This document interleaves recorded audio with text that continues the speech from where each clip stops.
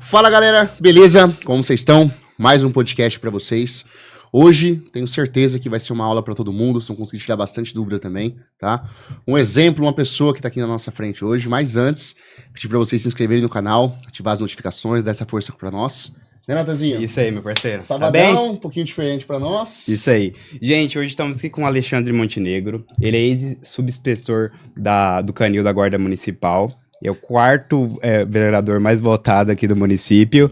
E defensor dos animais. Obrigado por estar Também. aqui. Pô, meu irmão, primeiro, a honra minha, viu? Obrigado de coração. Tamo junto.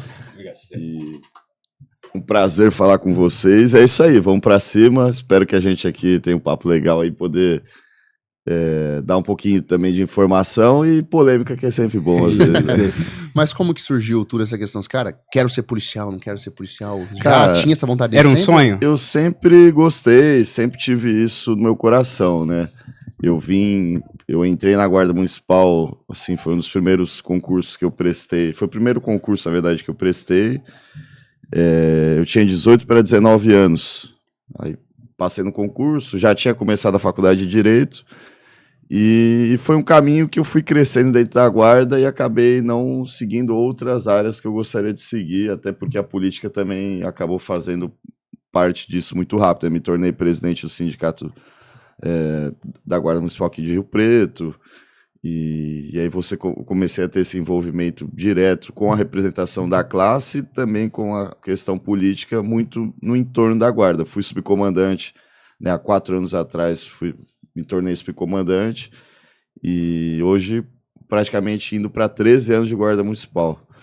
Então eu acho que a Guarda foi ocupando a minha vida. Eu também, algo que eu sempre me senti bem, sempre falava isso nas pré-eleições, né? Quem trabalha em atividade policial e não sente o arrepio na hora que coloca a farda, tem que procurar outra coisa para fazer, e a farda sempre foi algo que me motivou e também sempre me cativou muito. E agora estou menos de uma semana sem usar a farda, né? Acabei optando pelo afastamento, mas sempre foi a minha escolha. Formei em Direito, passei na OAB, até tinha como intenção prestar outros concursos, né? Comecei a estudar para o concurso de delegado, era um foco, mas a vida também política acabou tomando a frente dessa decisão. Mas eu queria entender o teu processo de formação, como que foi, de criança mesmo, você se tornou, cara, vou ser policial, vou seguir a Guarda. E por que a Guarda, não a Polícia Militar ou a Polícia Federal? Olha, em termos da questão da Guarda, foi porque o primeiro concurso aberto mais próximo era o da Guarda mesmo. Uhum. Eu cheguei a prestar o da PM, passei, eu iria para a segunda fase, mas eu já estava na última fase do da Guarda. Então, como eu já tinha passado e já estava para ser chamado no concurso para o curso de formação, eu nem fui prestar a segunda fase, que era a prova física, né? Em termos de polícia, meu avô era policial civil, né? A família de Santos, meu avô era policial civil em Santos. Meu pai é médico, mas serviu ao exército como médico militar. Então já tinha O histórico esse ali, né? histórico, né? De conversar, de falar, e eu sempre tive isso no coração. Quando eu comecei a faculdade de Direito, eu já tinha também a intenção, o meu foco eu gostava muito da questão, principalmente do registro de ocorrência, tanto que prestei a segunda fase da ordem, a minha escolha foi penal, você pode escolher, né? Então eu sempre falei, se tudo der certo, quero ser delegado. Até brinco assim, ainda não, mas um dia, quem sabe, tenho a oportunidade de estudar para chegar lá. E aí a Guarda entrou nesse caminho. Eu era muito novo, né, com 18 para 19, e a progressão de carreira ajuda nesse ponto, né, e fui progredindo de carreira e também ocupando os espaços ali, então não vi uma vontade de sair, né, fui ficando, e depois você fica 13 anos, eu cheguei hoje, eu sou subinspetor, né, na Guarda você entra como terceira classe, vai à segunda classe, primeira classe, subinspetor e inspetor. Então eu cheguei na subinspetoria da Guarda e também me tornei subcomandante, né, há 3 anos atrás, que é o segundo ponto máximo dentro da Guarda. Eu me senti estabilizado naquilo ali, né? Sim. Profissionalmente. E como que surgiu o Canil na sua vida? Olha, o Canil é engraçado porque quando eu era subcomandante, A gente faz um trabalho ali, a gente está num momento de instabilidade, até estrutural dentro do canil, e eu optei pela escolha da chefia do canil, né? O Leal é um guarda nosso antigo, assim, muito ponderado, e conversei com ele e ele falou que até é bacana porque na época ele falou, nossa, chefe, mas será que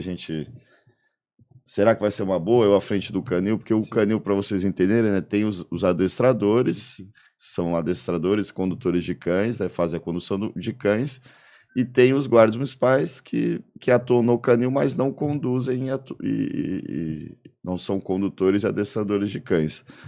O Leal, no caso, né, eu chamei ele para chefiar o canil e ele não era condutor ou adestrador. Ele falou, chefe, mas será que vai dar certo? Eu falei, ó, para conduzir e adestrar cães ali, a gente tem pessoas que são profissionais e são muito boas no que fazem. A gente precisa de alguém para gerir pessoas ali, né? E deu muito certo, né? O Leal ocupou muito bem e a gente conseguiu ali formatar algumas bases do canil que servem até hoje, que são as ações de integração nas escolas, alguns eventos que a gente faz. O Martino, que é o subcomandante, até era o palhaço na época, então a gente fez um show lúdico, né? Foi uma ideia de ter um show lúdico nas escolas.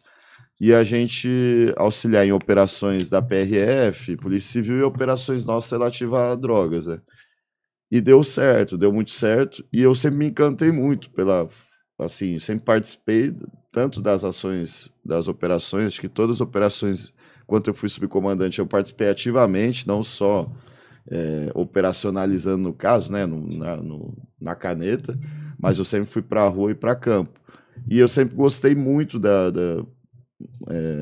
dessa ação, né, tanto de operação com cães, tem uma atuação diferente, o treinamento dos cães é muito gostoso de ver quem gosta da atividade policial, a lealdade, assim, a confiabilidade com o condutor.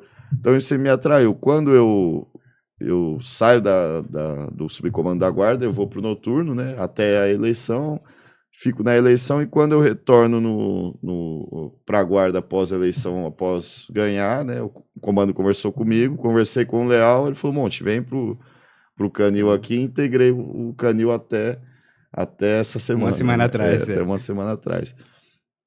E assim, para mim é um dos destacamentos que são mais proveitosos em termos de, eu não falo só em termos de ações de operação, mas principalmente integrar a sociedade com a atividade policial, né? Eu ia até te perguntar para isso, qual que é a função do canil? O canil ele é um destacamento de apoio, a priori, né? O que seria um destacamento de apoio? Ele vai dar o apoio nas ocorrências policiais que são de maior necessidade, e ele também vai dar o apoio necessário para faro ou proteção. Ali nossos cães têm esse foco de faro e proteção. Faro para drogas, busca de drogas. Então, se for que tem uma ocorrência aqui de tráfico, né? O indivíduo às vezes já está até detido por uma quantidade, mas há suspeita de mais droga no local. O cão é utilizado para o faro.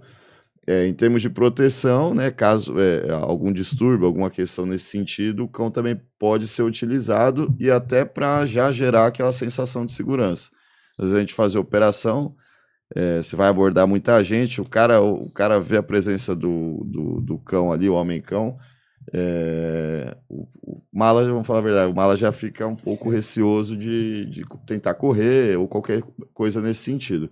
Então, também é utilizado nesse sentido e nas integrações nas escolas. Aí a gente tem os cães que têm esse preparo, tanto para fazer integração, que a gente faz uma apresentação básica do que é o canil, da guarda, e as crianças têm esse contato com os cães, né? Que legal. E também a gente tem o show dog, que é um show realmente específico, e o show vai trabalhar várias questões dentro do show. Tanto mostrar, fazer a simulação do cachorro mordendo, essa é a parte que as crianças mais gostam, né? O cachorro pula a viatura para morder, né? Tem mordedor. Faz a questão do faro, mostra como funciona. Então, o cachorro vai achar ali o brinquedo, vai achar alguma coisa ali para mostrar para as pessoas. E também a gente usava o lúdico, que era o palhaço, aparecer no show e fazer essa interação com as pessoas e com as crianças.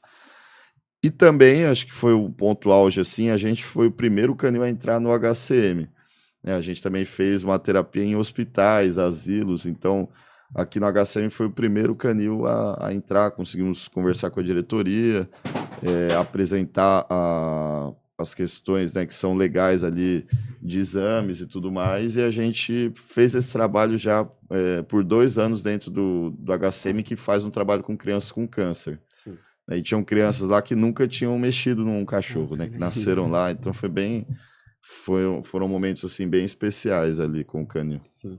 O cão, ele é treinado pra atacar? Vocês treinam ele pra ataque? Como que funciona? A gente costuma dizer para defesa, né? Uhum. Mas ele todas as ações dos cães ali são sob comando. Então, vamos pôr, se o indivíduo ali ele não atende a ordem do policial, né, de uma ordem de parada, uma ordem em questão ali de abordagem, o cão pode ser utilizado, né? Se ele está oferecendo resistência à ação policial de forma agressiva, ele pode ser utilizado para isso. E ele ataca, e o treinamento já prevê esse ataque em membros, então ele vai atacar, ele vai mobilizar. E ele é forte, para é bem conter forte, mesmo para o indivíduo. até o comando para que ele solte, né? Uhum. E aí, mas é pesado, né? Não é muito gostoso, não. Até com a roupa. Com roupa deve você sentir sente pressão, bem, né? bem. E tem uma raça certa pra Isso isso? que eu ia São perguntar. utilizados os Malinois, né? Que é o pastor belga. Hoje é a raça mais utilizada de cães policiais, a gente chama de K9, para atividade policial. Antigamente já se utilizou Rottweiler, né? Mas dentro de todo o contexto do que faz de agilidade, força, faro, o Malinois é o mais utilizado hoje. E como que você já participou de algum treinamento? Quanto tempo um cão demora pra, cara, Olha, pegar tudo? Deve ser bizarro isso, né? Ele tem que ser treinado já desde de pequenininho. Uhum. A gente tá com 2 cães lá, eu não sou muito técnico no assunto, Uhum. né? Seria até legal um dia vocês trazerem os meninos. A alguém, gente tem o vai ser Alexandre, que é fera no assunto, a gente tem o Daúde também, que é o menino que é do canil, que é fera no assunto, mas assim, ele precisa ser treinado já desde de pequenininho, porque é ali que ele vai pegando, o cão vai tirando alguns vícios, né? Vou dar alguns exemplos assim, isso a gente tem até no meu projeto social, a gente tem um lar de passagem para cães de resgate, né? Então, algumas coisas são simples assim, mas vou dar um exemplo, a gente tem o costume de chegar e o cão vir e a gente vai interagir, né? E o cachorro, ele tem as ansiedades, né? E ali, quando você interage, quando você chega, o cão pula e você interage, você dá um comando para ele que aquilo é o que ele tem que fazer para ganhar uma resposta sua, né? Então, desde esse simples, eu falo que é uma coisa simples, mas isso já tem que ser trabalhado desde o cachorrinho ali bebê. Pequenininho, então assim, para ele não pular, para ele não mordiscar, para ele já ter a conduta, e já vão sendo feitos alguns treinamentos até em rua. Então, por exemplo, eu lembro que a gente ia às vezes com ele, com um dos últimos, o Ares, que era pequenininho, lá no calçadão, e fazer-se um treinamento ali de adestramento com ele no meio das pessoas, para ele não perder a atenção com as pessoas. Era propositalmente, as pessoas ficavam, ai, que bonitinho, parava, ele não podia, e ele tinha esse foco muito bom. Uhum. E é difícil, é legal de assistir, mas o treinamento é bem desgastante, porque às vezes o cachorro também ele não tem o perfil para atividade policial. Se ele não tiver o perfil, ele não pode integrar, ele tem que ser ali, ou ele é dispensado, né, ou tem N situações ali que não funciona, principalmente quando ele vem adulto, às vezes, né? Às vezes tem isso, o cachorro já vem previamente treinado, ele vem adulto, às vezes ele não tem uma adaptação, tem tudo isso. Sim. Primeira atuação nas ruas, primeira patrulha, você lembra como foi? Olha, eu lembro a primeira vez que eu entrei dentro de uma viatura, assim, que foi uma sensação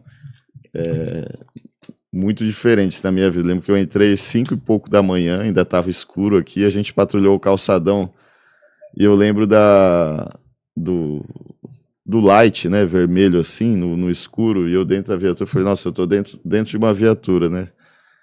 E aquela sensação boa de vestir assim a farda, de você realmente servir. Eu acho que quem tá na atividade policial tem esse sentimento, tem que ter pelo menos, sempre falei isso, de que tá ali para dar a vida se for necessário e tem que gostar disso, por mais maluco que seja, né? Então, eu sempre tive isso. Às vezes você vai atender ocorrência e vamos colocar a gente, né, recentemente, ocorrência Maria da Penha, uma agressão em andamento, uma quebra de medida, e você tem que ir como se fosse alguém da tua família, você vai lá com a tua viatura, você quer que seja a primeira a chegar, você tem que ter essa vontade de realmente fazer a justiça do momento, porque às vezes você vai ser a mão de Deus para alguém ali, né? Às vezes você vai ser a justiça, aquilo que a pessoa consegue ali no momento, para livrar uma morte, para livrar um roubo, para livrar qualquer coisa, né? Então eu sempre coloquei isso no coração e esses 13 anos foram de realmente de combate. Sempre fui à frente, nas operações como subcomandante, a gente efetuou muitas prisões, principalmente prisões por tráfico, centro, região norte, região da zona ali, a gente realizou muita prisão. E também prisões que eu falo que você, na verdade, você não é um número que não é calculável, que quando você defende alguém né, o ocorrente de Maria da Penha, principalmente, né, e tem o ocorrente em cima da lei Maria da Penha, que a gente já pegou, eu peguei há uns 2 anos atrás, que era o filho. Então a casa toda quebrada já, o indivíduo envolvido com droga. E às vezes, se não é você chegando lá, tinha acontecido pior, né? Então, isso sempre foi algo que sempre me motivou. Mas eu lembro da primeira vez que eu entrei dentro de uma viatura, molequinho ainda, tinha 18 para 19 anos. Nossa, novinho. E a patrulha mais marcante de todas? Teve algum momento? Olha, eu tenho 2 situações assim que foram marcantes. Uma delas, para mim, que foi muito triste, foi a gente... eu fui uma das primeiras viaturas que encostou quando teve aquele descarrilamento, né, do trem lá. E era uma festa infantil, então foi bem, bem triste, assim, sabe? Que a gente fez o isolamento e chegavam familiares no local, assim.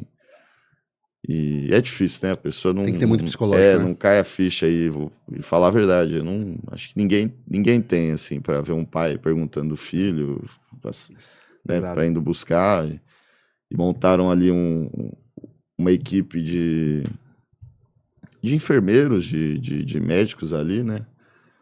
E para receber, e psicólogos receber as pessoas, mas era bem pesado, porque a gente estava fazendo cerco, as pessoas chegavam para perguntar, e às vezes eu lembro de uma situação, não vou lembrar quem realmente, mas eu já sabia que aquela pessoa já estava sem vida, e veio um familiar perguntar, né? Olha, eu cheguei aqui, eu direcionei pro psicólogo, aquilo lá foi uma coisa que me marcou muito. Agora, em termos de ocorrências, assim, de forma positiva, eu falo que a gente teve, algumas não dá para contar, né? Mas assim, lembro uma recente, como subcomandante ainda, tem até um vídeo lá, a gente tem um vídeo lá, mas esses pormenores ninguém sabe muito, assim, né? Mas a gente fazia uma ação ali em situação de tráfico, né, ali em cima do Jordão Reis, ali próximo a Filadélfia, né, ali, aquela região ali, né? Muito usuário, e tem um fluxo muito grande, né, de crack, cocaína, tem um fluxo grande de venda, né, e ali, agora, a estrutura deles, até física ali, ficou mais dificultada, mas antes eles estavam com uma estrutura que facilitava muito. Então, às vezes, quando a viatura chegava, era um corre-corre, era a gente entrando na frente para despistar a viatura, e esse dia a gente já sabia que a venda estava acontecendo ali, e chegamos com outras viaturas ali, e o rapaz que estava no tráfico, era um maior e um menor, eles começaram a efetuar a fuga, né? E a gente... E eu acompanhando, a gente conseguiu conter. O menino até acabou depois me denunciando, mas dizendo que foi agredido e tudo mais, mas na audiência de custódia eu respondi, arquivou, mas tentou correr, a gente conseguiu conter e efetuar a prisão. E ele, no momento da abordagem, ele tenta descartar os entorpecentes, né? Uma parte fica, o dinheiro... E E assim, a gente vê ele jogando ali para dentro de uma casa, né? E a gente tocou, ninguém atendia, e aí a gente subiu ali para poder entrar. Conversei com a vizinha, falou: mora uma senhora, mas ela deve estar dormindo. E a gente falou: vamos tentar pelo menos escalar ali, ver se a gente consegue achar. E a gente consegue achar, e a hora que a gente pula para pegar ali dentro, né? A senhora sai. E ela era surda, né? Segundo a vizinha, ela era surda. E eu falei: cara, como é que eu, assim, ela não era totalmente surda, mas ela tinha a audição, assim... Bem amena. Eu falei: pô, tô dentro da... Eu falei: ela vai tomar um susto? Uma senhorinha, coitada. Eu falei: às vezes ela Vai que vai... ela tem uma arma ali também. Não, e eu vendo ela assim, né, indo assim até o portão, eu acho que ela deve ter sentido, né, ouvido às vezes de longe, que a gente bateu muito na porta e tal. Só que eu já tava pra dentro ali, já tinha visto o pacote, ia pegar, e eu falei: cara, tá vendo meu parceiro? Falou: chefe, vamos avisar ela. Eu falei: se a gente às vezes encosta ela dentro da casa, a senhora tem uns... Aí eu liguei pro pessoal e falei: ela tá na porta, avisa que a gente tá aqui, que senão ela vai tomar um susto. Ela tomou um susto do mesmo jeito, mas pelo menos foi um susto menor, sei lá, bem senhorinha. E aí a gente conseguiu achar o material ali e fazer a condução com o restante das drogas que já tinham, né? Foi uma situação inusitada, assim, porque eu falei: meu Deus, só falta eu entrar, a gente tá numa ocorrência, ainda numa dessa, a mulher passa mal, e uma situação que a gente tá aprendendo. Mas deu tudo certo, ela agradeceu ainda, falou assim: eles estão vendendo droga aqui na frente, é difícil demais, e a população que sofre muito, né, em locais de venda Os comércios ali ficam tudo prejudicados. Colocar a questão, por exemplo, João Paulo II tem um fluxo muito grande de venda de droga, isso não é assim, né, não é de nenhuma, praxe, todo mundo sabe, novidade. Né? E a gente fez recentemente uma operação durante a noite, a madrugada, que a gente ficou em alguns bairros da cidade a noite inteira. Chegar, posicionar a viatura e ir bem nos locais de biqueira. E a população vinha agradecer. A gente se preparou para, às vezes, poderia acontecer de ter conflito, sim, né? E o que a gente tomou foi uma surpresa. A população vinha agradecer. Nossa, que legal, cara. Com, assim, né, baixo, assim, obrigado, vocês podiam vir sempre, obrigado, vocês podiam vir sempre. Porque, assim... Ninguém aguenta, né? O cara passa lá loucão pra pegar cocaína, som alto, a verdade é essa. Então, às vezes cria-se uma visão de que o traficante cuida do bairro, mas isso é a maior balela. Quem mora em bairro sabe que não é nada disso, pelo contrário, né? A pessoa tem que ficar calada para não ter represália lá dentro. Teve um fato... Você vai saber contar um pouco melhor.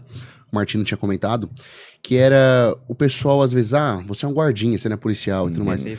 Como que você vê isso hoje e como que você vê isso há 5 anos atrás? Olha, isso era uma coisa, eu falo que tudo é muito cultural, né? E assim, as guardas, até pela demora de uma regulamentação, porque a gente tinha a Constituição Federal e a Constituição Federal colocava, né? O artigo 144, parágrafo 8º falava, né, o município poderá constituir guardas municipais a fim de cuidar dos bens, serviços e instalações. Nunca teve terminologia patrimônio público. Bens, serviços e instalações. Aí se você pegar o que são os bens do município são uma infinidade. A rua, o logradouro é bem. Então você está fazendo policiamento no bem. E o maior bem do município é a vida do munícipe. Isso aí já começa assim, né? Então, bens, serviços e instalações, conforme lei federal que dispuser. De 88, que foi a Constituição Federal, só veio ter uma lei aprovada regulamentando em 2014. Então, vocês imaginem o vácuo que ficou. Sim. E cada município começou a utilizar da melhor maneira que interessava. Então, municípios grandes, metrópoles, que já tinham a necessidade que hoje Rio Preto tem, né? Utilizaram na atividade policial. São Paulo, Campinas, ali o ABC, Jundiaí, aquelas cidades ali também nesse entorno, né, da grande São Paulo, utilizaram dentro desse escopo que é o foco da atividade policial. Até porque, assim, a verdade é que o ideal seria que toda a polícia fosse desarmada, fosse guarda, usasse um apito só, né? Mas isso é possível aqui no país? Não é. No Japão, até possível. Na Suíça, aqui não é. Cultura? A cultura, Sério. segurança, a educação, ela é totalmente diferente. Então, era impossível. E aí, principalmente no interior, municípios menores, começaram a utilizar a guarda como tapa-buraco. Preciso de um guarda para ficar ali no prédio X, porque... E aí é falta de conhecimento de segurança pública. Entrou alguém no prédio X, põe um guarda lá. Ninguém vai entrar no prédio X, mas vai entrar no prédio Y. Então, e aí o que criou de narrativa? A guarda, ela é uma instituição do patrimônio público. Só para proteger o patrimônio. Patrimônio público. Isso é tão doido se a gente fizer um paralelo assim, porque tem gente, mas a guarda não seria... Vamos pensar, polícia legislativa em Brasília, não seria para cuidar mas não seria para cuidar do patrimônio? Seria para cuidar do patrimônio, em tese, né? Para não deixar ninguém entrar. E é polícia legislativa. E utiliza armamento. Então, assim, a gente consegue ver como é uma narrativa para baratear custo e para ficar dentro disso. E o que acontece quando você tem uma instituição que é mal formada, mal gerida e com condições ruins de trabalho? Começa a culturalizar errado e a população vai chamar de qualquer coisa. É aquilo, as pessoas são visuais e elas entendem aquilo que você posturalmente está passando. Sim. Né? Então, posturalmente, as guardas começaram, guardinha, guarda só serve para cuidar de prédio. Isso foi pegando. Eu nunca tive nenhum problema em relação a isso pessoalmente, fui presidente de sindicato, e eu peguei a guarda 12 anos atrás, vamos por 12 para trás, vocês lembram como é que era a guarda, só você pegar de hoje para hoje, de lá para trás para hoje, porque eu sempre fui muito idealista e sempre entendi o escopo da guarda, apesar de prefeitos não entenderem, né? Apesar de a gente ter um Edinho que não entendia nada sobre isso e sobre muita coisa da cidade. Então, assim, eu sempre fui idealista e sempre fui conduzindo para o que hoje a gente tem como foco. Hoje mudou muito. Hoje, eu sempre falo assim, o bandido, ele não chama de guardinha porque ele sabe que ele vai se fuder, a verdade é essa, entendeu? Eu queria até te perguntar como foi importante a arma de fogo. A arma de fogo, ela é, sem dúvida nenhuma, o material mais importante na atuação. Não tem como dizer, a gente tem a arma por decisão judicial há 8 anos, né? E ali sim é o passo que muda tudo isso. A arma de fogo... a gente podendo utilizar arma de fogo em serviço e antes não poder. Isso é o passo que muda toda essa questão de patrimônio, do que agora... Por quê? Sem arma de fogo, realmente, você não consegue dar impotente, segurança. Né? É impotente. E qualquer gestor que fala ao contrário ou é ignorante ou quer passar qualquer outra coisa para a população. Mas é básico. Como é que eu te presto segurança se eu não consigo nem me defender? E mas vai usar arma de fogo para qualquer coisa? Não, mas a arma de fogo, ela por si só gera ao agressor ou a quem vai cometer o delito aquela sensação, opa, se eu fizer alguma merda eu posso morrer. E isso é grande coisa quando você está falando de segurança pública. Então esse é o primeiro escopo. Você ter a arma ali e aí saber utilizar a arma. E aí a grande questão é que a gente hoje né, está terminando o curso institucional, mas foi a demora, né, de vir essas armas institucionais virem pela prefeitura, padronizadas, né, dentro de um escopo técnico. Então, a Guarda de Rio Preto, a gente teve que, na verdade, brigar muito para ter os treinamentos, para ter os cursos, para fazer treinamento e curso por fora, a verdade é essa. Hoje, né, há uns 2 anos atrás, eu também tenho que falar que o governo anterior entendeu, uma hora tinha que entender e fez a compra e começou a passar cursos para atividade policial, até o momento da compra hoje em grande escala do armamento. Então, essa é a visão do que a Guarda foi, e a partir de agora eu falo que é um movimento muito maior. Agora, ano que vem... Eu creio que até ano que vem chegam mais 150 guardas, pelo menos, né, do concurso. E a estrutura vai se tornando cada vez maior e a responsabilidade também. tudo que tem. Hoje a gente está em 220 guardas, né? Você pensa que vai para mais de 300 aí. População de 500 mil de habitantes. É pouco ainda, né? O ideal seria nós estarmos aí em 500 guardas, por aí ainda. Mas assim, comparado com muitos municípios, é bastante. A gente chegar a 350 guardas é uma quantidade boa, né? O que acontece muito em Rio Preto é que Rio Preto, por ser o centro da metrópole, também recebe uma população flutuante muito grande, né? E gente que às vezes passa aqui, mas não mora aqui, mas é da região, então isso aumenta a nossa população eu falo que a gente não tem 500 mil aqui, a gente tem quase 1 milhão aqui, girando aqui, tranquilamente. Você tinha comentado que tem as áreas de patrulhamento normalmente, né, que são as regiões mais caóticas da cidade, e com certeza tem aqueles que você já vê, já sabe o que ele faz, que é aquele cara recorrente. Uhum. Como você lida com isso? Prender o cara, saber que dali 2 semanas ele vai estar na rua de novo, você tem que prender ele vai lá, vai voltar. Como que é isso pra você? Infelizmente, a legislação é muito branda, né? Até porque eu falo sempre isso, falo que onde muda a legislação, e às vezes as pessoas não têm as pessoas têm uma ignorância legal de como funciona a legislação no nosso país. É na Câmara Federal, é no Senado, e as pessoas pode fazer um teste, né? Quantas pessoas você pegar numa roda de amigos assim e falar quem você votou para deputado federal na última, quem você votou para senador, a pessoa vai dar pelo menos um baque de uns 3 segundos, 5 segundos ela vai dar para lembrar quem ela votou. E é lá que se decidem a maior parte das leis que vão funcionar no nosso país. E a gente não tem uma mutação de leis penais há muito tempo. E por quê?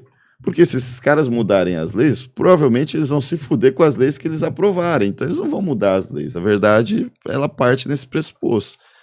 E infelizmente isso chega na ponta da lança, que é a nossa atuação. Isso é recorrente, mas demais. Não é uma coisa assim, pô, aquele cara, ele... Não, é triste falar isso, mas você sabe, o fulano a gente aprendeu. É o fulano. Pega a foto, pô, é o fulano a gente aprendeu várias vezes. Furto, tráfico, o cara sempre vai e volta, Então, assim, a última ocorrência, inclusive, que eu peguei, o cara já tinha pelo menos umas 10 passagens por furto, né? Uma anterior que eu também estava na guarda e a gente participou, o cara foi solto 3 vezes seguidas, o cara foi solto. Eu até fiz um vídeo brincando que ele tava pedindo música no Fantástico, quer ver? Desanima, cara. Aí a quarta... Desanima porque... Você imagina, o policial que vai fazer a prisão... Acho que desmotiva é a palavra certa, né? Assim, né? Eu falo que toda prisão é um risco maior pro policial do que pro ladrão, no sentido de punição. Então pensa, somente furto, que é uma ocorrência assim, né? Que tem que estar tudo muito certinho para você apresentar essa ocorrência. Então eu peguei o ladrão, tá, é furto. Cadê o material do furto? Tá na mão. Cadê a vítima? Hoje em dia, se não tiver, o cara já sumiu com o material, você já tem uma dificuldade de apresentar essa ocorrência. E às vezes, para você prender esse cara entrou para furtar uma casa. Ele vai estar correndo, subindo o muro, pulando o telhado. Você imagina, você vai estar fazendo isso atrás dele. Esses caras, o cara parece rato, o cara pula, cai, e você está pondo tua vida em risco. Lá, um joelho, um tornozelo em risco. Prendeu esse cara. Aí vamos pôr que tá tudo redondinho. Aqui é o objeto, a vítima. Se você vai lá para a delegacia, uma ocorrência de flagrante, ela demora pelo menos 3 horas. Você vai lá, deixa o carinha deitado lá, põe ele deitadinho, lá algemado, ele vai ficar lá na salinha sentado, e você, policial, em pé, pelo menos 3 horas, preenchendo papelada, explicando papelada. Existem ocorrências, assim, vamos pôr que você pegou uma ocorrência na madrugada, 1h da manhã, o BAEP chegou, a Polícia Militar, e tem a Polícia Civil com outra ocorrência. Tem 3 ocorrências na frente. A tua ocorrência, às vezes, vai demorar 12 horas, 6 horas, 12, 15. Uma ocorrência dessa, pequena. Por quê? Você tá na fila aí. Então o cara fala, pô, a verdade o policial fala, pô, eu vou pegar esse cara, vou levar ele de novo. E aí tem audiência de custódia, ele é solto na audiência de custódia. Ou, porque que nem esse das 3 vezes, ele foi preso a 4ª vez. Aí ele ficou preso, né? Porque aí também ia falar, pô, é sacanagem. Mas ele vai ser solto, velho, não adianta. Ninguém fica muito preso nesse país, a não ser que fale mal do STF, né? É assim, se pintar alguma coisa de batom em monumento lá perto do STF, aí você pega 14, 15 anos de cadeia. Agora, em outras ações, não. O cara vai cometer um delito desse. Você imagina, é um furto. Nossa, mas é simples. O cara leva uma fiação, o cara causa um prejuízo de R$6.000. Só de fiação e material. E o tempo que aquela empresa fica fechada? Pô, eu vi uma situação de uma pessoa que foi abrir uma loja, montou toda a estrutura, comprou a mercadoria, os caras entraram, a pessoa ficou 2 meses para conseguir montar. Antes de ela abrir a loja, eles foram lá e furtaram toda a mercadoria, mercadoria. Ela faliu antes de abrir a loja. Olha o sentimento pessoal disso. E olha que tristeza, cara, para um país igual o nosso. Parece que para você empreender, você trabalhar para o bem aqui, você tem que praticamente sair orando, rezando para nada de errado acontecer. Cheio de empecilhos. E às vezes é tratado, e é o que eu falei na última audiência que a gente teve, em termos de fiscalização, um lugar que compra coisa irregular, uma reciclagem, não sofre uma fiscalização tão grande do que quem está empreendendo no país. Abre uma loja, vai tomar uma canetada por acessibilidade, bombeiro, o cara abre um fundo de qualquer coisa lá para comprar fio, comprar coisa, ninguém aparece lá para fiscalizar o cara, a verdade é essa, entendeu? Então essa é a realidade hoje, em ciclos totais, assim, do que a gente vive em segurança pública. Sim, um tema também muito pertinente é a segurança pública, e a gente vê cheio de andarilhos por aí. Qual que seria uma solução para a cidade? Eu sempre falo assim, né, que toda questão vulnerável em termos gerais, ela não tem uma solução só. E às vezes é um erro assim, as pessoas, vocês vão ver muito, a solução é isso, pô, coloca os caras dentro de um ônibus e leva embora. Se eu pudesse fazer isso, eu faria, eu acho que, mas não pode, a legislação hoje não permite isso. E não vai permitir, a gente tem que ser realista. Então, assim, não existe uma solução. E aí o cuidado que tem que ter é que geralmente a rede social é boa, mas faz isso porque o cara sempre se acha que, não, eu sei a solução, e começa e joga o discurso lá embaixo, o debate lá embaixo. Aqui em Rio Preto, a gente tem uma população de rua que grande maioria não é daqui. E o que atrai aqui a região?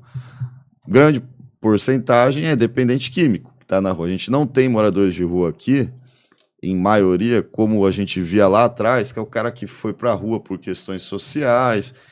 Ele pode ter ido para a rua por questões sociais, mas o vício está sempre atrelado. Isso em termos de 80% a 90% das pessoas que estão em rua.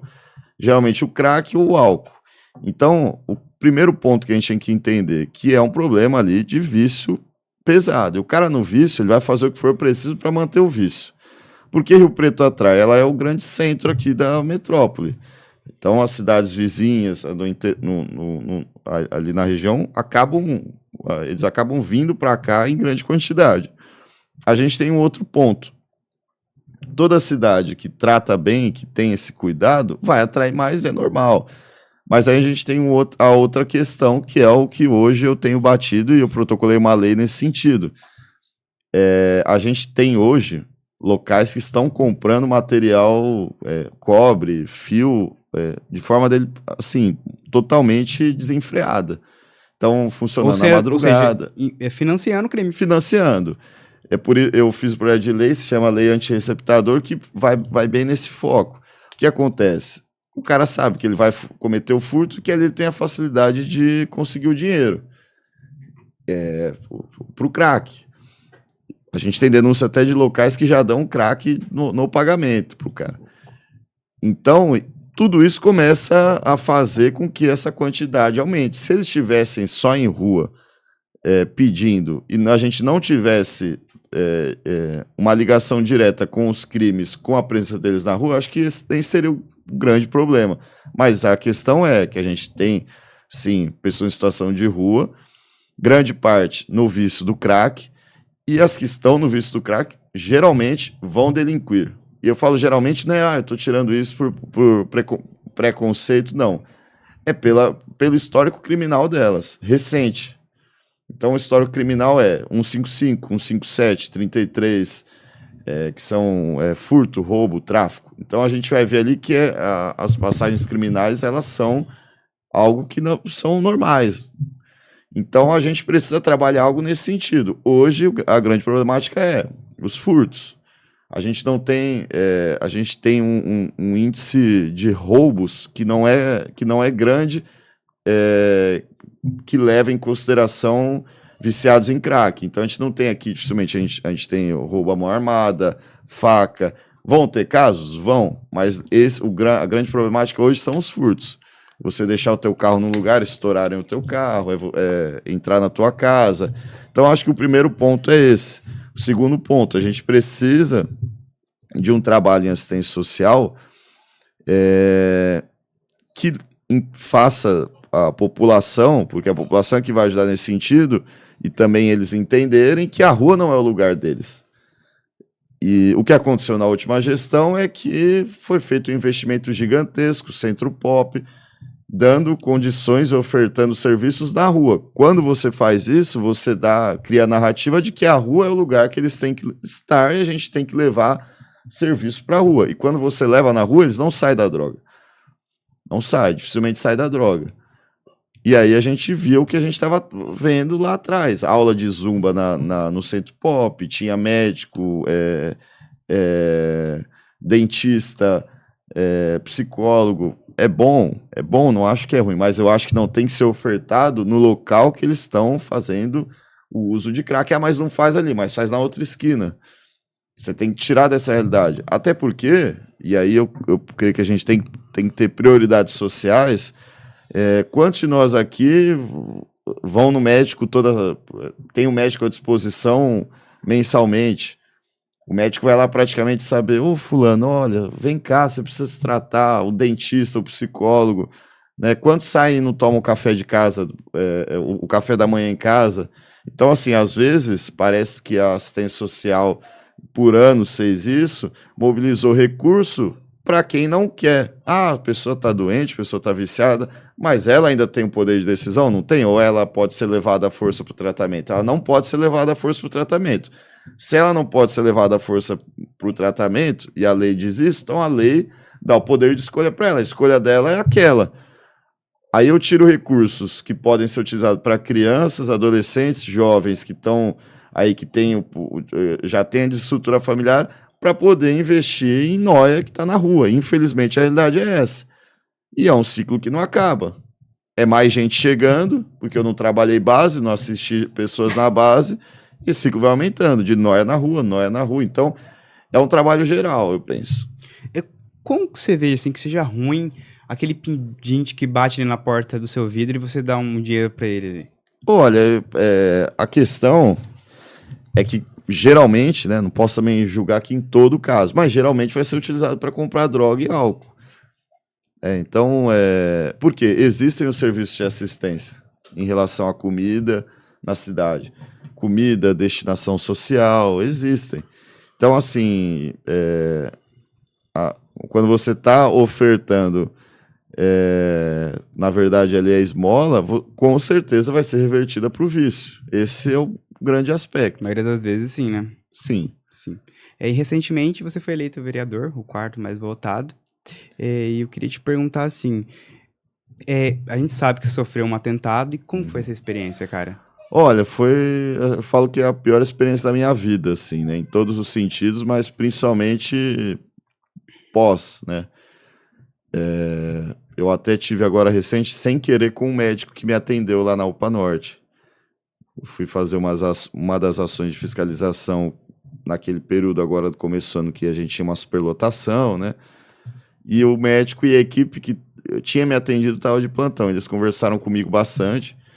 E o médico até falou para mim, ele falou assim, cara, eu devia ter te internado no dia, você pediu para ficar, se eu soubesse que ia dar uma repercussão até negativa, porque você chegou aqui em choque hipovolêmico, falou para mim. Você chegou aqui quase zerando, você tinha perdido muito sangue.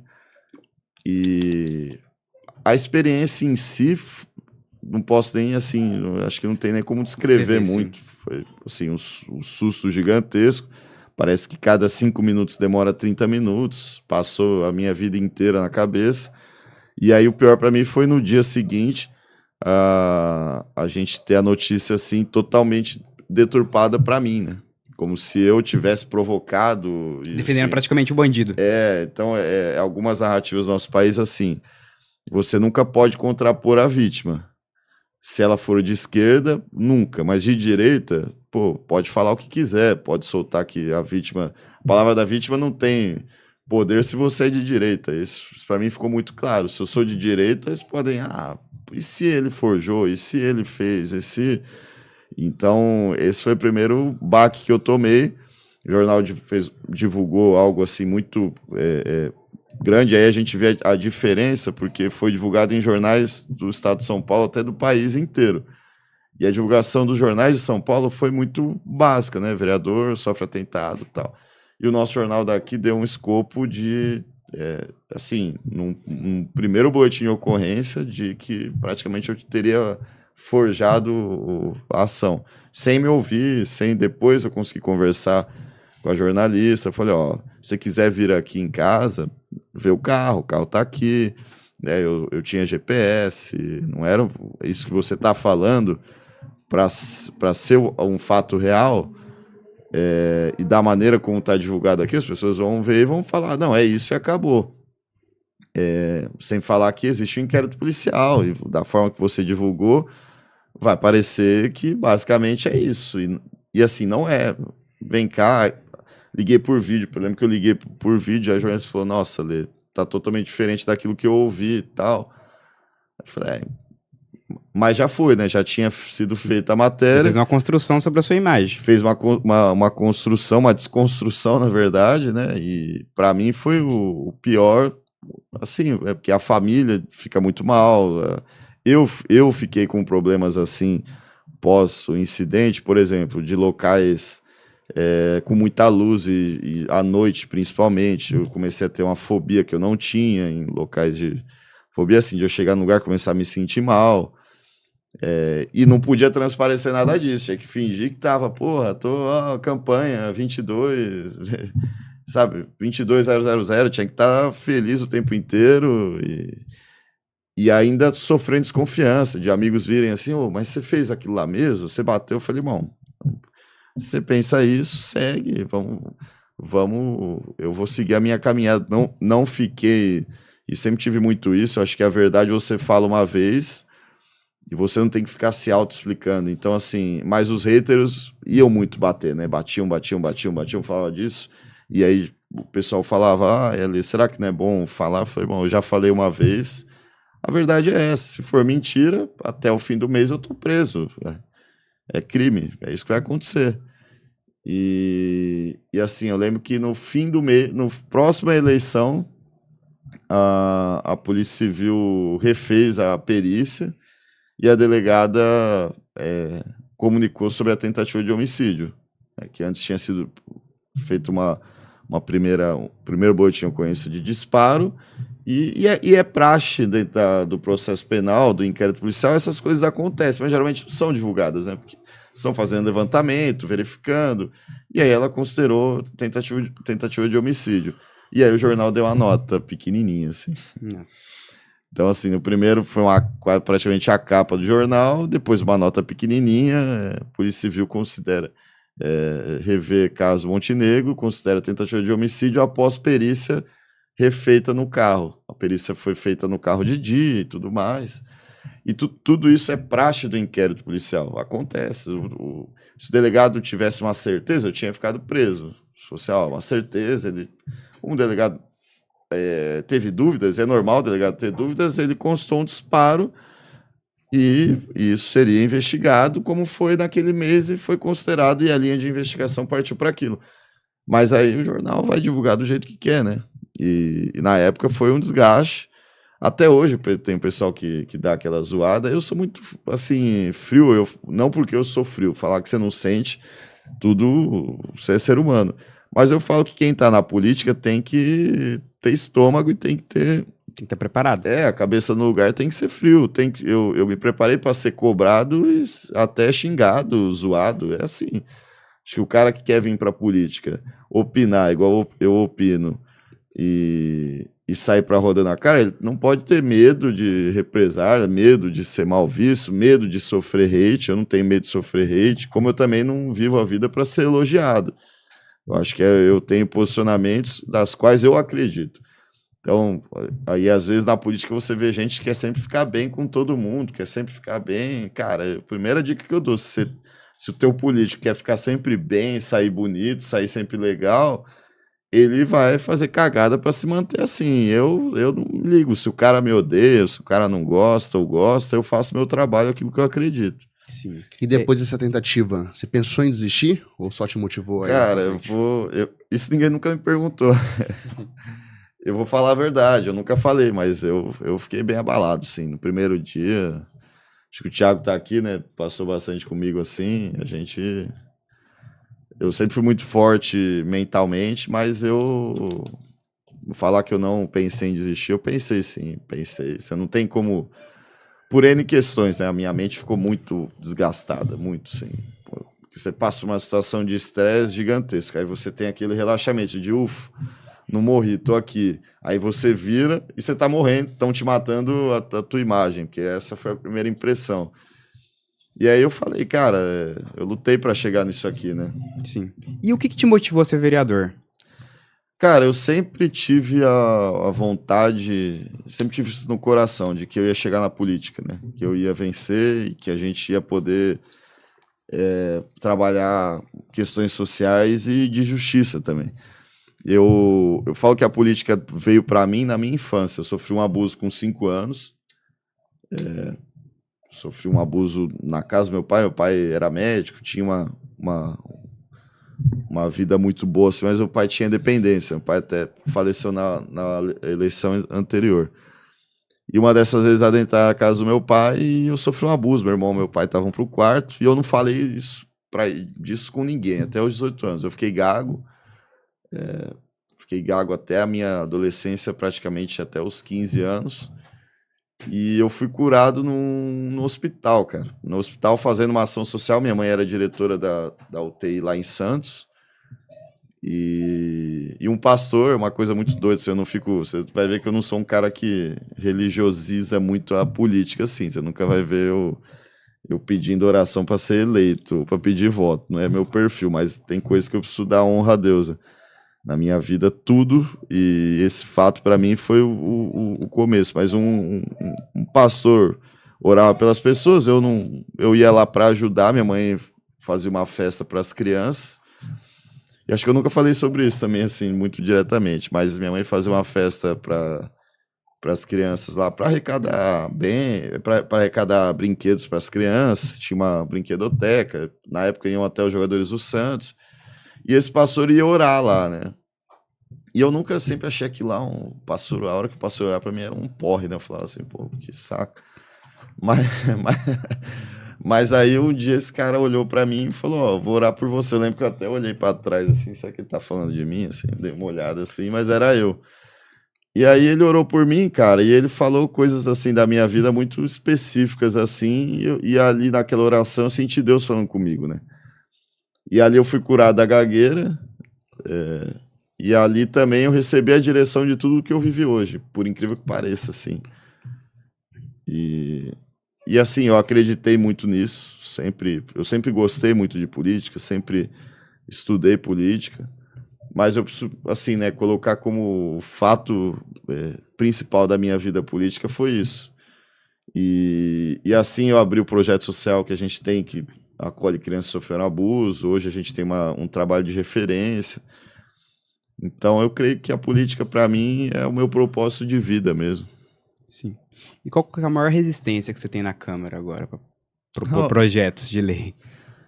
Cara, eu falo que em questão de projetos de lei, a gente na verdade, tem uma produção em termos de projeto de lei muito grande, né? Eu acho que o grande problema hoje é a gente ter orçamento para desenvolver tudo aquilo que o município pode fazer e que o próprio vereador pensa. O vereador ele não pode produzir leis que onerem o executivo, já começa assim, né? E hoje em dia, assim, qualquer outro tipo de lei que você não onere, geralmente ela vai criar conselho, ela vai criar diretrizes, ou vai criar restrições. Restrições a gente já está de saco cheio de ter, né? Em âmbito municipal, restrição vai ser administrativa municipal. Então, assim, pô, pensa, o empreendedor, o empresário já está cheio de restrição. Em termos de você criar diretrizes, às vezes a gente vive aquele negócio lúdico, né? Pô, tem diretrizes para tudo, mas na prática não funciona. Então, a grande problemática hoje é a gente ter orçamento no município para poder dar conta de tudo aquilo que o município precisa. Essa hoje é a grande problemática, né? E a Câmara hoje ela é maior, né? Aí a gente tem aquelas nuances políticas internas lá da Câmara. Sim. Em questão de também política pública, que lei que você falaria ou propor para mudar a situação da cidade de Rio Preto? E já falar também qual que é a maior dificuldade que existe aqui. Olha, eu falo que não dá para a gente pensar numa lei Específica, né? Específica, né? Eu tenho 5 projetos de leis protocolados. Um em questão assim, os principais. Um em questão de bem-estar animal, a gente cria diretrizes em termos de bem-estar animal doméstico, cria punições maiores, trabalha em questão de maus tratos, trabalha o que é bem-estar, o que é o mau cuidado com os animais. Enfim, é uma lei muito completa, ainda não foi para votação. A gente tem a lei anti-receptador, que visa essa questão das reciclagens. Eu criei também o programa que também já passou pela primeira votação, com uma lei anti-receptador, mas o programa em defesa das crianças aí em questão do abuso infantil, né? É um programa municipal que cria responsabilidades para as secretarias de educação, para a Secretaria de Educação, para as escolas.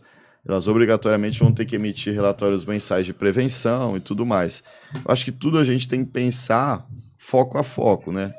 Em termos de lei municipal, aquilo que é competência municipal, eu creio que a gente não tem uma escassez grande em leis. A gente tem uma escassez em termos de leis federais, né, e atualizações de leis federais, para poder dar amplitude para os municípios. Hoje, a grande problemática do município é o orçamento. Todos os municípios vivem esse problema gigantesco de orçamento, que aí sim vai direto nas políticas públicas, né? Então, e aí o gestor, o prefeito, ele precisa entender o que é melhor para a cidade. É como se a gente tivesse um dinheiro, uma empresa, e você vai ter que fazer aquela divisão de quais são suas prioridades. E a direita e a esquerda, elas vão sempre ter escopos e prioridades diferentes, e formas diferentes de atuação. É só a gente olhar lá em cima, né, a questão Lula-Bolsonaro.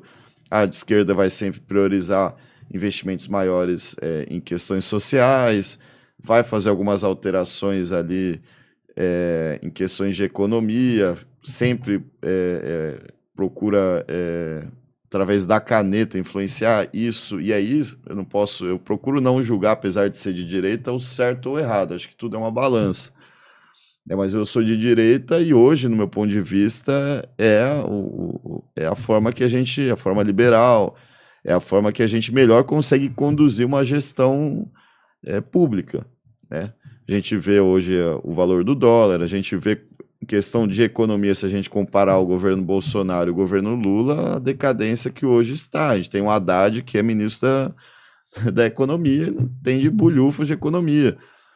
E aí você começa a ver canetadas. Isso também acontece no município. Vai depender muito da visão de gestão do prefeito. Então, para vocês terem uma ideia, o orçamento que a gente tem hoje, no ano, ele é engessado do ano anterior. Então, para a gente ver, o menor orçamento que a gente tem de secretaria é a Secretaria de Segurança.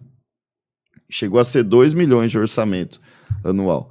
Hoje é 3 milhões e pouco. É o menor orçamento. É menor que o orçamento da Secretaria do Bem-Estar Animal. Caramba. Que também é o segundo mais baixo.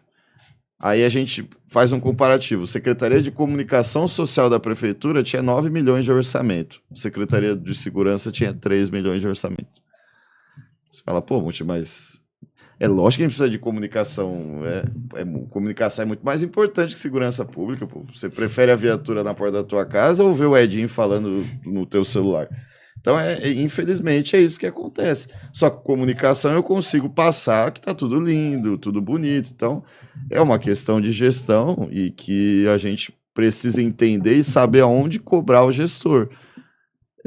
Eu acho que o que falta muito, a gente precisa sempre falar, e por isso é muito importante esse papo, é que as pessoas precisam estar antenadas. Saber onde cobrar, como cobrar, saber o que faz. Eu recebo muita demanda, e assim, é difícil, mas não é demanda de um vereador, não é... E eu não ligo para cobrança. Eu sou o cara que até deixa todos os comentários, respondo o comentário de gente. Mas tem gente que não sabe o que está cobrando, sabe? A pessoa dá mais ênfase para uma... E aí, por exemplo, a gente teve aquele debate da moção de repúdio. A pessoa dá mais ênfase para aquilo que não muda nada, que é um viés ideológico, né, em termos de debate, de, por exemplo, esquerda, direita, né, alguma questão nesse sentido, do que ela dá para uma aprovação de orçamento anual.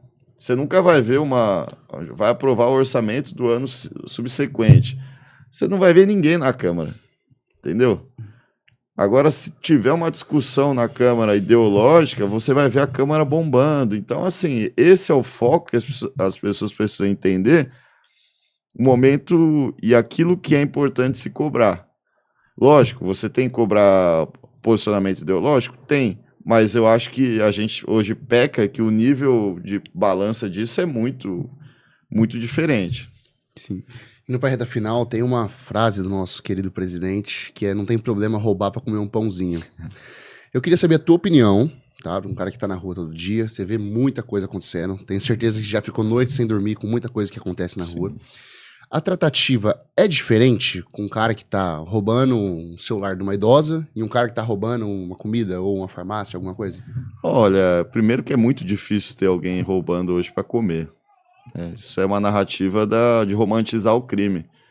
É aquele negócio de falar que o jovem vai pegar o celular para poder comprar comida, para ter um celular. Não. Hoje em dia, o cara que quer cometer delito, eu acredito sim que existe um desnível, uma lacuna social muito grande e que a gente às vezes não pode julgar determinadas escolhas. Mas falar dessa forma é romantizar o crime. E o crime nunca pode ser aceito. A gente tem que tentar ao máximo diminuir a desigualdade social. E tem desigualdade social. É difícil colocar o mesmo parâmetro uma criança que nasce com o pai, com a mãe estruturada, da criança que nasce num lugar que o pai foi preso, a mãe é prostituta, acontece, e a criança é criada pela avó, a avó já doente, na esquina tem uma biqueira e o melhor amigo dela é o cara que vende droga, e ela começa a crescer com uma escola de merda, estrutura de merda, e aí ou ela vai ser empacotadora adolescente ganhando R$600 lá em 2 jornadas, ou vai trabalhar na biqueira para ganhar 5 vezes mais. Então, assim, existe essa desigualdade. Mas romantizar o crime, ainda mais de Marajá do crime, como é o atual presidente ex-presidiário, é absurdo. E por isso que o país está dessa maneira. A gente está com a economia dessa maneira, segurança pública desmotivada, precária. A gente vê as referências dos jovens hoje, é Oruan, a referência hoje você vai abrir, é só cara fazendo apologia ao crime, entendeu? Sim, a gente não tem hoje em dia, a molecada, ela não tem referencial de herói. A gente teve o Senna, por exemplo. Qual que é o referencial hoje parecido com o Senna no nosso país? Não tem. Nenhum. Se você perguntar pra algum jovem desse, ele nem sabe quem que é o Senna. Entendeu? Mas sabe porque a Netflix fez um documentário. Fez documentário, né? Mas assim, hoje em dia a gente ainda vive dos referenciais antigos. Né? E eu falo, ano que vem vai ser um ano de grande definição no país. Da gente, infelizmente, chegar muito próximo de acontecer o que aconteceu que acontece hoje com a Venezuela, ou a gente dá uma reviravolta no país. E eu nem falo de só questão esquerda e direita, mas é que o atual governo que está hoje não representa o país e não tem condições de ter continuidade. A gente vê hoje um país que a gente tem uma ditadura do pensamento, dependendo do que você falar. Eu tive uma rede social derrubada uma semana antes da eleição. Então, dependendo do que você falar, você é punido, você é preso, é isso. Eu ia te perguntar, você acha que o influenciador de direita é demonizado? Com certeza. Por Com ser de certeza. extrema ou Sim. não? Você ser de direita e você ser influenciador, você já é considerado de extrema. Sim, por isso que eu te perguntei. Então, não tem como fugir do rótulo. Qualquer coisa que você fizer é colocado com peso triplo, seja na sua vida pessoal ou sua vida política. Ninguém quer saber o que um político de esquerda faz na vida pessoal dele. Mas se o político de direita, sim, vai ser atacado na vida pessoal, mesmo que não tenha influência nenhuma em termos políticos, ele vai ser escrachado pelo pensamento, ele vai ser sempre questionado. É aquilo que eu falei, um atentado com um político de esquerda e um atentado com um político de direita. É só como fazer um comparativo. Você nunca vai ser vítima, esquece. O político de direita, o influenciador de direita nunca é vítima. Sempre vai ser o vilão na rede social, sempre vai ser o escrachado, demonizado, ruim, mau caráter, é isso. Infelizmente. Você acha que o Bolsonaro está sendo perseguido? Com certeza. Tive com o presidente até essa semana e assim, a gente pega, e é só a gente pôr num parâmetro, eu gosto de trazer tudo para a prática, né? O atual presidente foi condenado em terceira instância. Não foi nem condenado em segunda instância, ele foi condenado em terceira. Eles mudaram praticamente o rito de processo no país.